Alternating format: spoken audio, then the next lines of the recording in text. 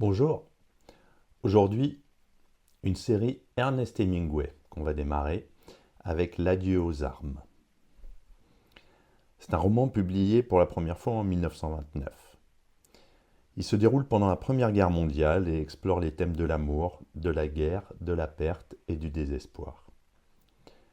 Le protagoniste, Frédéric Henry, est un Américain engagé dans l'armée italienne en tant que conducteur d'ambulance. Le roman est célèbre pour son style épuré, ses dialogues simples et ses descriptions réalistes de la guerre et de ses conséquences sur les individus. L'histoire commence avec une présentation du cadre, la guerre en Italie qui fait rage près de la frontière avec l'Autriche. Frédéric Henry est un jeune Américain qui s'est engagé comme conducteur d'ambulance dans l'armée italienne. Il est détaché dans une petite ville du front où la guerre et la vie quotidienne coexistent. Frédéric mène une vie tranquille avec d'autres officiers, notamment le médecin-chef Rinaldi, qui est aussi son ami proche. Au début du roman, l'atmosphère est plutôt légère malgré la guerre en arrière-plan. Frédéric et ses camarades passent leur soirée à boire et à plaisanter. Rinaldi, un séducteur, tombe amoureux d'une infirmière anglaise nommée Catherine Barclay, qui travaille dans un hôpital à proximité. Cependant, c'est Frédéric qui entame rapidement une relation amoureuse avec Catherine. Au fur et à mesure que leur relation se développe, Frédéric et Catherine passent de plus en plus de temps ensemble. Catherine est marquée par la perte de son fiancé, tué au combat, ce qui l'a rendu fragile et vulnérable. Frédéric, quant à lui, est en quête de réconfort dans cette relation amoureuse qui lui offre une échappatoire face à la brutalité de la guerre. La relation entre Frédéric et Catherine s'intensifie rapidement. Bien que Frédéric soit au départ détaché émotionnellement, il finit par tomber profondément amoureux de Catherine. Elle devient un refuge contre les horreurs de la guerre.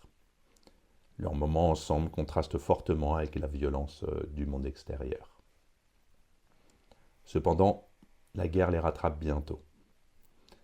Lors d'une mission en première ligne, Frédéric est grièvement blessé par un tir d'obus. Il est transporté dans un hôpital où il reçoit des soins avant d'être transféré à Milan pour une convalescence. La troisième partie du roman se concentre donc sur la guérison de Frédéric à l'hôpital de Milan. Catherine le rejoint là-bas et devient son infirmière personnelle. Leur relation prend une tournure plus sérieuse et ils commencent à envisager un avenir ensemble, loin de la guerre. Frédéric passe ses journées à se rétablir et à subir des traitements médicaux, tandis que Catherine veille sur lui. Le couple s'isole du monde extérieur et de la guerre, créant une bulle intime de bonheur temporaire. Ils parlent de s'enfuir ensemble une fois que Frédéric sera complètement rétabli. Pendant cette période, Catherine tombe enceinte, ce qui renforce encore leur lien. Ils font des projets pour leur avenir en tant que famille, bien que la guerre et les dangers qui les entourent planent constamment au-dessus de leur tête. Une fois rétabli, Frédéric est contraint de retourner au front.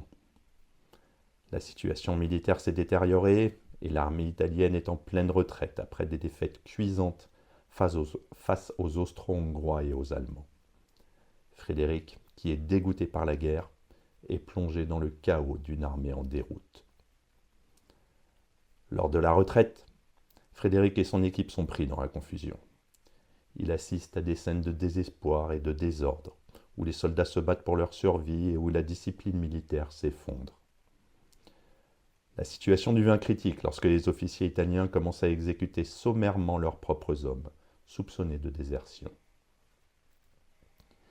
Frédéric est capturé par la police militaire italienne, qui le considère comme un déserteur. Sachant qu'il risque d'être exécuté, il parvient à s'échapper en plongeant dans une rivière. Il arrive à échapper à ses poursuivants et réussit à quitter l'armée, décidant de déserter et de ne plus participer à cette guerre qu'il juge absurde et destructrice.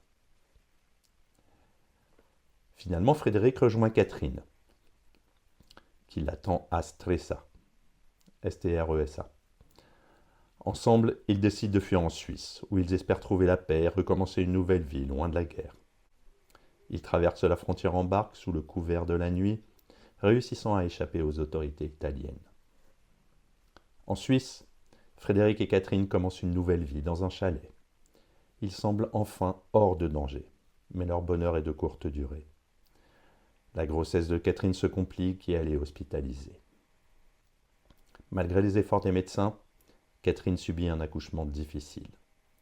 L'enfant naît, mort-né, et Catherine meurt peu après des suites de l'accouchement. Frédéric est dévasté. Le roman se termine par la scène où Frédéric, seul et accablé de chagrin, sort de l'hôpital sous la pluie, réalisant que la guerre lui a tout pris. On trouve donc plusieurs thèmes, donc la guerre et son absurdité. Ernest Hemingway dépeint la guerre comme un événement chaotique, brutal et souvent absurde. La désillusion de Frédéric envers la guerre est un élément central du roman, qui montre comment le conflit détruit non seulement des vies humaines, mais aussi des espoirs, des rêves et des relations. Ensuite, l'amour comme échappatoire. La relation entre Frédéric et Catherine est présentée comme une tentative d'échapper à la violence et à la confusion de la guerre. Leur amour leur offre un refuge temporaire, mais il est finalement détruit par les forces extérieures. Leur amour semble aussi tragique que la guerre elle-même. On a la fatalité et la perte. Tout au long du roman, Frédéric et Catherine sont confrontés à des pertes successives. Le destin semble être contre eux à chaque étape, culminant avec la mort de Catherine et leur bébé, évidemment. Hemingway montre à quel point la guerre rend la vie incertaine et précaire, même pour ceux qui essaient de l'éviter. Et enfin, on a l'aliénation et la solitude. Frédéric se sent aliéné par rapport à la guerre, et à la fin du roman, il est aussi aliéné par rapport à la société. Il choisit l'amour et l'évasion avec Catherine. Mais en perdant cet amour, il se retrouve totalement seul et désespéré. Pour conclure, L'adieu aux armes, c'est une œuvre poignante qui capture l'absurdité de la guerre et la fragilité de la vie humaine. Hemingway y explore des thèmes universels tels que l'amour, la mort et la perte, tout en offrant une critique acerbe de la guerre et de ses effets destructeurs. L'histoire de Frédéric et Catherine, bien que tragique, reste un puissant témoignage de la capacité humaine à rechercher l'espoir, même dans les moments les plus sombres. À bientôt.